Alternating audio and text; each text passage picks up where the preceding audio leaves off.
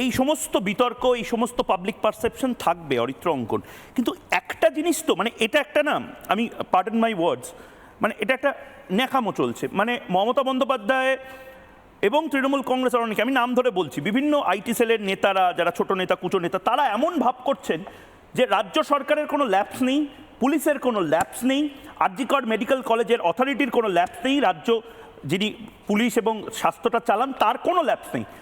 ছত্রে ছত্রে লেখা আছে অঙ্কন যে এই ধরনের ল্যাপসগুলো আছে। মমতা বন্দ্যোপাধ্যায় তো অন্য কোনো রাজ্য হলে এতক্ষণে স্বাস্থ্যমন্ত্রী রিজাইন করতেন। আমি ধন্যবাদ জানাবো ময়ূকদাকে এবং অভিনন্দন জানাবো, কারণ এই যে চার্জশিটটা রয়েছে, এই চার্জশিটের এই পুঙ্খানুপুঙ্খ বিশ্লেষণটা বাংলার মানুষের সামনে তুলে ধরা অত্যন্ত প্রয়োজনীয় ছিল এবং আপনি সে কাজটা করছেন।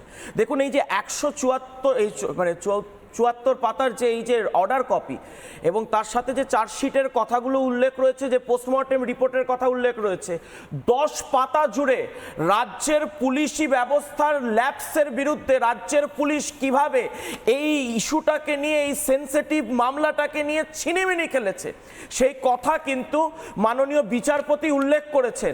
12বার সন্দীপ ঘোষের নাম, 12বার সন্দীপ ঘোষের নাম, 10 পাতা জুড়ে পুলিশের কি যথেচ্ছ ব্যবহারের সাথে। আমি বলতে চাই যে এই যে আপনি দেখছেন না কিরকম 14 বছরে মাননীয় মুখ্যমন্ত্রীকে জিজ্ঞাসা করুন তো, একটা ধর্ষণের মামলায় আপনি ফাঁসি কার্যকর করেছেন, আপনি দেখাতে পারবেন না।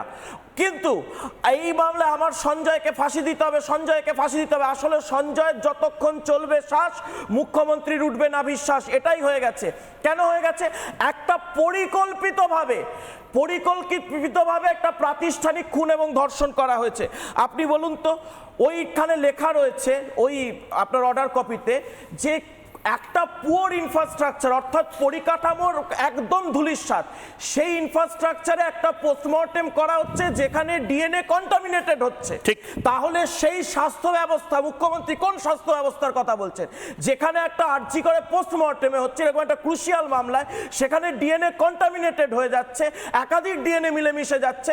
মুখ্যমন্ত্রী এটা চেয়েছিলেন, পুলিশকে দিয়ে। আচ্ছা, আপনি যেটা প্রথম প্রশ্ন তুললেন, মুখ্যমন্ত্রী তাহলে সেদিন ফোন কলে ছিলেন বলছিলেন না, এবং রাত মানে সন্ধ্যের পর, সূর্যাস্তের পর পোস্টমর্টেমটা কি জেনে বুঝে পরিকল্পিতভাবে এই কারণেই করা হয়েছিল যাতে সঞ্জয় বা আরো যারা খুন ধর্ষণের সাথে জড়িত আছে তারা এই আইনি ফাঁকটা পেয়ে যায় যে দেখো ওখানে তো গিয়ে গ্লাভস পরেনি, ডোম এই করেনি, সিজার্স, কাঁচি এইসবের মাধ্যমে তো স্টেরিলাইজ করা হয়নি, তাহলে ডিএনএ কন্টামিনেটেড হয়ে গেছে, ডিএনএ মিশে গেছে, ফলে এই আইনি ফাঁকটা কি সঞ্জয় সহ সবার কাছে তৈরি করে দেওয়া হয়েছিল।